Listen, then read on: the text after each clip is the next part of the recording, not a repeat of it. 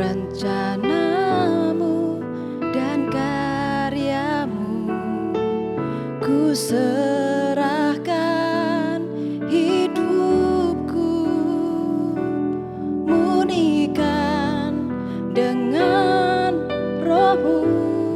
Tuhan kau sempurna, Tuhan kau sempurna. Dalam rencanamu dan karyamu, ku serahkan hidupku, murnikan dengan rohmu. Hidupku menggenapi firman-Mu. Tanda mujizat sertai tiap langkahku, kau bersamaku di dalamku, jadi bukti kebesaran-Mu.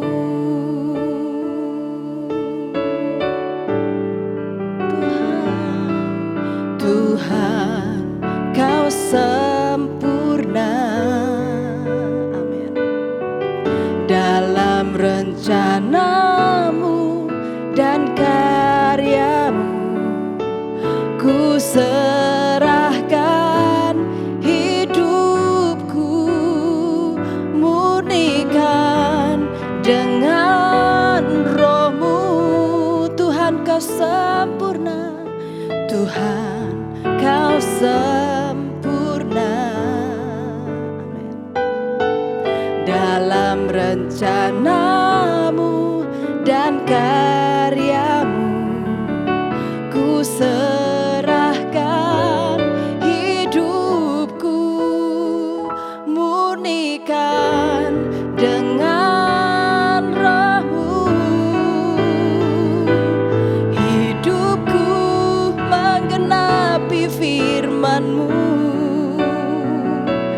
Tanda mujizat sertai tiap langkahku, kau bersamaku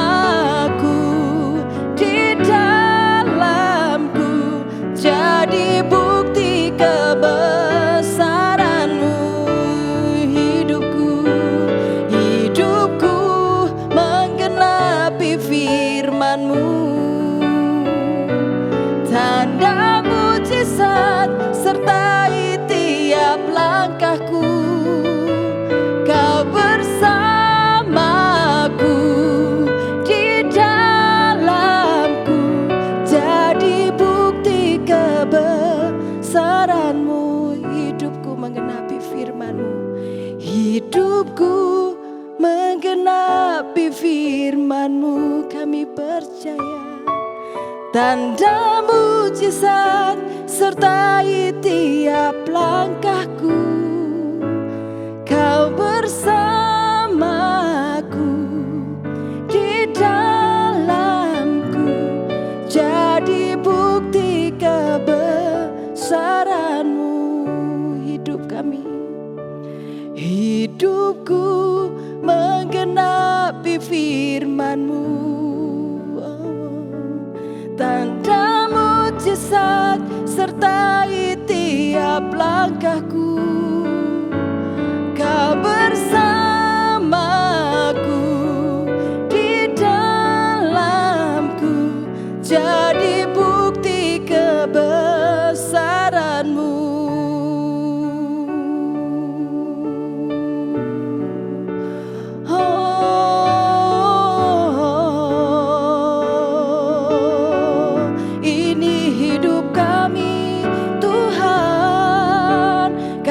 Persembahkan di hadapan-Mu, biar hidup kami menggenapkan rencana-Mu, maksud-Mu Tuhan.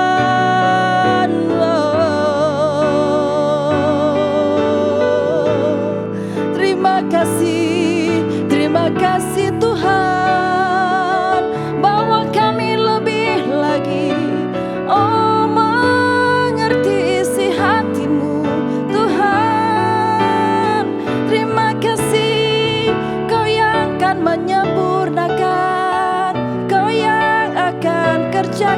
karyamu bagi kami anak-anakmu.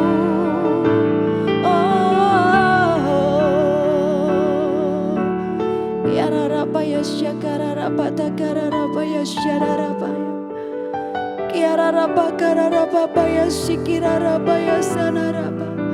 Terima kasih Tuhan, terima kasih Tuhan, terima kasih Tuhan.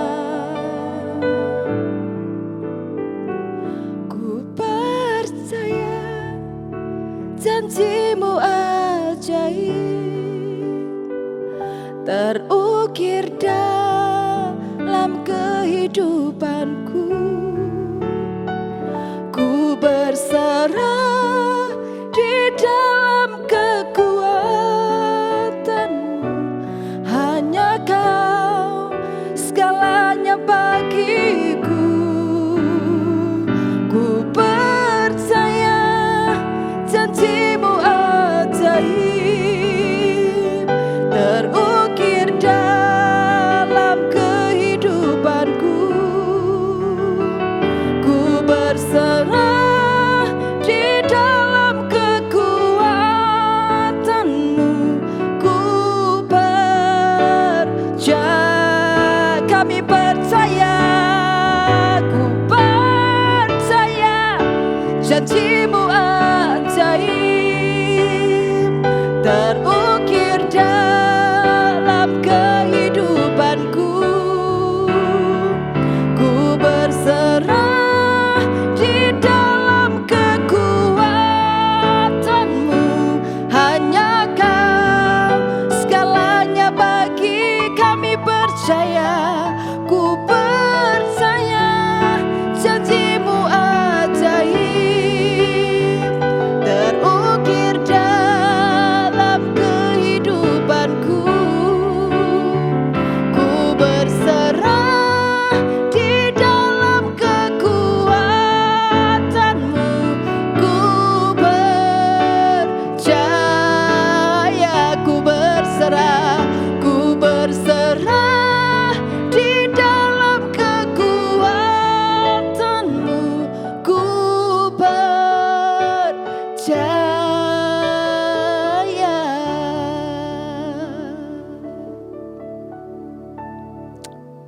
Kami selalu mempercayai bahwa Allah adalah Allah yang setia di dalam setiap janji-janjinya. Kami mempercayai Allah bukan karena hal yang kami alami dalam kehidupan kami, tetapi karena apa yang Allah sudah lakukan bagi setiap kami. Izinkan Tuhan pada hari ini kami boleh merenungkan satu bagian firman Tuhan yang akan mengantarkan kami untuk mempercayai setiap janji-janji Tuhan di dalam kehidupan kami. Dan berfirmanlah Tuhan pada hari ini, kami siap mendengarkannya. Amin. Bapak Ibu Saudara sekalian yang saya kasihi dalam nama Tuhan Yesus Kristus, hari ini kita akan belajar dari satu tokoh yang oleh karenanya kita akan melihat ini sebagai sebuah perjalanan iman dari seorang yang bernama Gideon. Tercatat di dalam Hakim-Hakim pasal yang ke-6 ayat yang pertama, ayat yang ke-11 ayat yang ke-11 sampai ayatnya yang ke-18. Hakim-Hakim yang ke-6 ayat yang ke-11 sampai ayatnya yang ke-18. Demikian bunyi firman Tuhan. Kemudian datanglah malaikat Tuhan dan duduk di bawah pohon terbantin di Ofra, kepunyaan Yoas, orang Abiezer itu. Sedang Gideon anaknya mengirik gandum dalam tempat pemerasan anggur agar tersembunyi bagi orang Midian. Malaikat Tuhan menampakkan diri kepadanya dan berfirman kepadanya demikian. Tuhan menyertai engkau, ya pahlawan yang gagah berani. Jawab Gideon kepadanya, ah Tuhanku, jika Tuhan menyertai kami, mengapa semua ini menimpa kami? Di manakah segala perbuatan-perbuatannya yang ajaib yang diceritakan oleh nenek moyang kami kepada kami ketika mereka berkata, bukankah Tuhan telah menuntun kita keluar dari Mesir? Tetapi sekarang Tuhan membuang kami dan menyerahkan kami ke dalam cengkeraman orang Midian. Lalu berpalinglah Tuhan kepadanya dan berfirman, "Pergilah dengan kekuatanmu ini dan selamatkanlah orang Israel dari cengkeraman orang Midian. Bukankah aku mengutus engkau?" Jawabnya kepadanya, "Ah Tuhanku, dengan apakah akan kuselamatkan orang Israel? Ketahuilah kaumku adalah kaum yang paling kecil di antara suku Manasye, dan aku pun seorang yang paling muda di antara kaum keluargaku." Berfirmanlah Tuhan kepadanya, "Tetapi akulah yang menyertai engkau, sebab itu engkau akan memukul kala orang Midian itu sampai habis." Maka jawabnya kepadanya, "Jika sekiranya aku mendapat kasih karunia di matamu, maka berikanlah kepadaku tanda bahwa engkau sendirilah yang berfirman kepadaku. Janganlah kiranya pergi dari sini sampai aku datang kepadamu membawa persembahanku dan meletakkan di hadapanmu firman Tuhan, aku akan tinggal sampai engkau kembali." Bapak Ibu Saudara sekalian, perjalanan bangsa Israel ketika mereka keluar dari tanah Mesir adalah perjalanan mereka yang sangat luar biasa. Bagi saya, Israel menjadi contoh bagi setiap kita untuk melihat, bahkan untuk kita melihat bagaimana gambaran mereka atau gambaran kita hari ini. Kadangkala kita mengalami yang namanya masa kelimpahan di dalam kehidupan kita. Pola yang sama juga itu terjadi pada bangsa Israel. Setelah mereka mengalami masa kelimpahan di dalam kehidupan mereka, mereka mulai melupakan dan meninggalkan Tuhan. Kemudian mereka menyembah kepada ilah bangsa lain. Dan terjadilah masalah. Ini yang dialami oleh bangsa Israel ketika hakim-hakim ini dituliskan. Mereka yang sudah mengalami kemakmuran, mengalami segala sesuatu yang baik, lantas mereka meninggalkan Tuhan dan menyembah kepada ilah bangsa lain. Dan Tuhan memakai Midian untuk menghancurkan bangsa Israel, menindas mereka, bahkan memperbudak mereka. Ini masalah yang sedang dialami oleh Gideon dan orang-orang Israel. Tapi kemudian mereka berteriak dan memohon kepada Tuhan. Dan Tuhan menjawab dengan memberikan nabi. Dan hal ini adalah hakim. Gideon adalah salah seorang hakim bagi bangsa Israel. Dan kemudian kita membaca sampai pasal berikutnya, mereka kembali mengalami yang namanya masa kelimpahan itu. Nah, ini pola yang sama juga yang sering kita alami dalam kehidupan kita, bukan? Kadangkala kita sudah memiliki segala sesuatu yang Tuhan izinkan di dalam kehidupan kita. Tapi pada saat yang sama kita kemudian mulai meninggalkan Dia. Pada saat masalah terjadi dalam kehidupan kita mulai berteriak kepada Dia. Dan Allah adalah Allah yang tetap setia. Dia mendengarkan teriakan kita. Dan kembali lagi memberikan kesempatan kepada kita untuk menikmati semua kebahagiaan, kedamaian dalam kehidupan kita. Sampai kemudian kita berlaku abai kepada Dia. Kita berlaku curang kepada Dia. Bapak Ibu Saudara sekalian, melalui kisah daripada Gideon ini saya menelusuri ada beberapa hal yang kita akan belajar hari ini. Di dalam setiap problem atau masalah yang terjadi dalam kehidupan kita, Allah selalu berinisiatif untuk menyapa kita. Allah selalu berinisiatif untuk mendatangi kita. Sebenarnya itu yang Allah lakukan di dalam kehidupan kita. Kadang-kala telinga kita sudah tuli, bahkan kita sudah menutup telinga kita untuk mendengarkan sapaan-Nya. Tetapi Dia adalah Allah yang berinisiatif mendatangi kita. Pada saat bangsa Israel mengalami penindasan itu, kemudian malaikat Tuhan datang kepada Gideon dan mengatakan, "Tuhan menyertai engkau, ya pahlawan yang gagah berani." Wah, ini hal yang luar biasa bagi setiap kita. Tuhan menyapa kita di dalam hal yang kita lakukan, hal serong yang kita lakukan. Tuhan tetap menyapa kita, mendatangi kita dalam kehidupan kita. Dan ini inisiatif Allah di dalam kehidupan kita. Bahkan saat kita melakukan hal-hal bodoh dalam hidup kita, Allah tetap mendatangi kita. menyapa kita dengan sebutan Tuhan menyertai engkau. Karena Dia adalah Allah yang sempurna, Dia adalah Allah yang menyertai. Bahkan dulu, sekarang, dan sampai selama-lamanya, Dia adalah tetap Allah yang sertai kita. Itu tidak akan bisa lepas dari pribadi Allah. Dia adalah pribadi yang menyertai kita. Itulah sebabnya kita yang hari ini mendengarkan firman Tuhan, saat kita melakukan tindakan-tindakan yang melukai hati Tuhan, ingatlah bahwa Dia akan selalu berinisiatif mendatangi kita. Kita tidak punya kemampuan untuk mendatangi Allah secara langsung, tapi Allah mendatangi kita di dalam kehidupan kita. Bukankah itu hal yang luar biasa dalam kehidupan kita? Belajar daripada kisah ini, Allah yang mendatangi Gideon. Tapi kemudian kita mempertanyakan, bukan? Sama seperti Gideon juga mempertanyakan tentang Allah. Di dalam pasal yang ke-6 ayat 13, jawab Gideon kepadanya, Tuhanku, jikalau Tuhan menyertai kami, mengapa semua itu menimpa kami?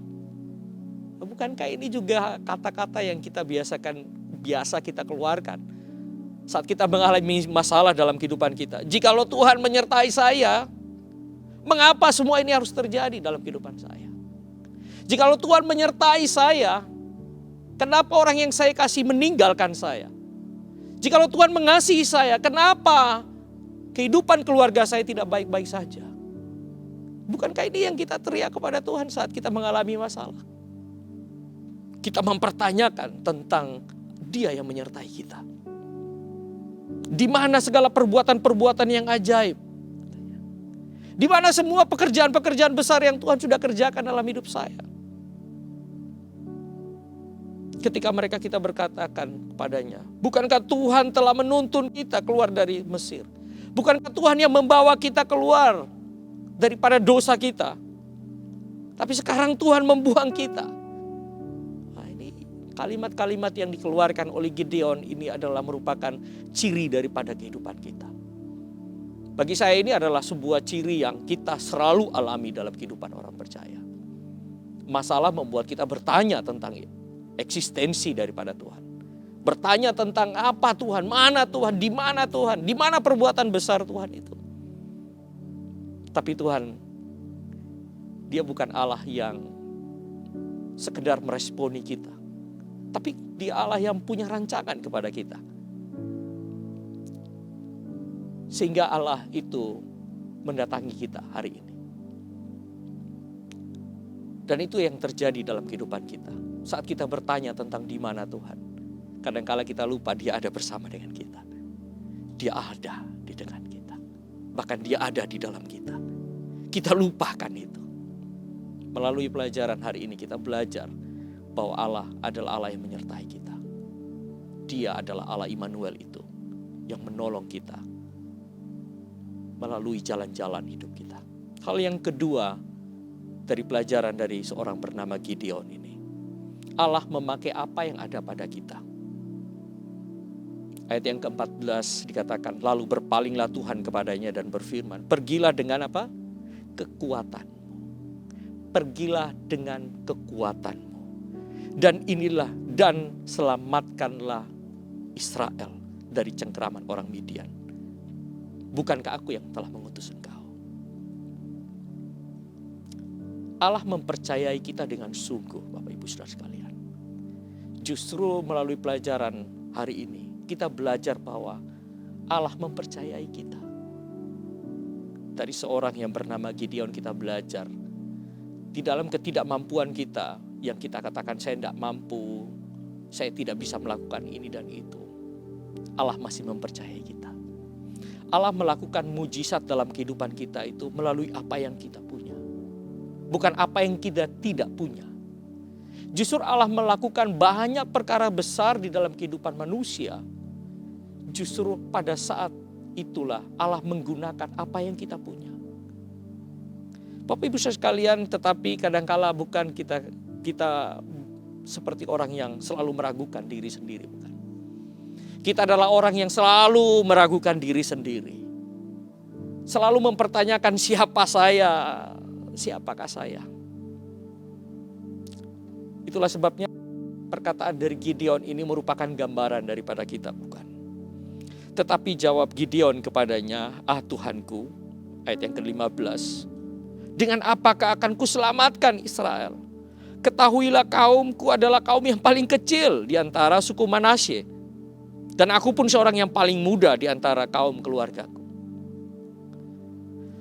Pada saat Allah ingin memakai kehidupan kita, justru kita meragukan diri kita sendiri. Padahal Allah fokus kepada kehidupan kita, kita justru tidak memfokuskan diri kita untuk melakukan pekerjaan Allah.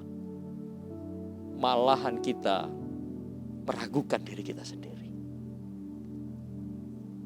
Hari ini kita belajar bahwa Allah yang sama adalah Allah yang mempercayai kehidupan kita. Allah yang mempercayai kita dengan sungguh. Itulah sebabnya Bapak Ibu Saudara sekalian, harusnya kita juga mempercayai diri kita melakukan pekerjaan besar Allah. Hal yang terakhir yang dapat kita pelajari daripada pelajaran seorang yang bernama Gideon ini. Allah itu berperkara dan berada di pihak kita. Allah itu berperkara dan ada di dalam pihak kita. Ayat yang ke-16, berfirmanlah Tuhan kepadanya, tetapi akulah yang menyertai engkau, sebab itu engkau akan memukul kala orang Midian itu sampai habis. Allah yang sama adalah Allah yang menolong dan memampukan kita untuk melihat bahwa musuh-musuh di hadapan kita itu bukan kita yang lawan, tetapi Allah yang melawannya. Namun seringkali ini yang kita terjadi dalam kehidupan kita. Kita selalu minta tanda bukan sama Tuhan. Oh kalau Tuhan engkau sudah melakukan ini, mana tandanya? Mana tandanya Tuhan kalau kamu memang menyertai saya dan kamu akan mengalahkan setiap musuh-musuh saya di depan saya? Mana tandanya? Nah Gideon pun hal yang sama dia katakan kepada Tuhan. Di ayat yang ke-17. Maka jawabnya kepadanya, jika sekiranya aku mendapat kasih karunia di matamu, maka berikanlah kepadaku tanda bahwa engkau sendirilah yang berfirman kepadaku. Dia sudah mengatakan dia yang menyertai, dia yang melakukan perkara-perkara besar. Tetapi kita terus memilih untuk meragukannya. Bahkan kita minta tanda kepada dia. Kita minta tanda, Tuhan mana Tuhan? Kasih tahu tanda saya. Tanda yang jelas itu apa? Supaya saya melakukan ini saya tidak salah. Sebagai manusia kita butuh tanda. Tetapi inilah yang Allah kerjakan. Dia melakukan itu. Firman-Nya kepadanya, ini yang luar biasa daripada Tuhan. Tuhan tidak mengabaikan kita. Kalau kita minta tanda, Tuhan terus. Bukan berarti Tuhan meninggalkan kita, tidak. Tetapi dia menjawab kita. Aku akan tinggal sampai engkau kembali. Itu tanda yang dia berikan kepada Gideon.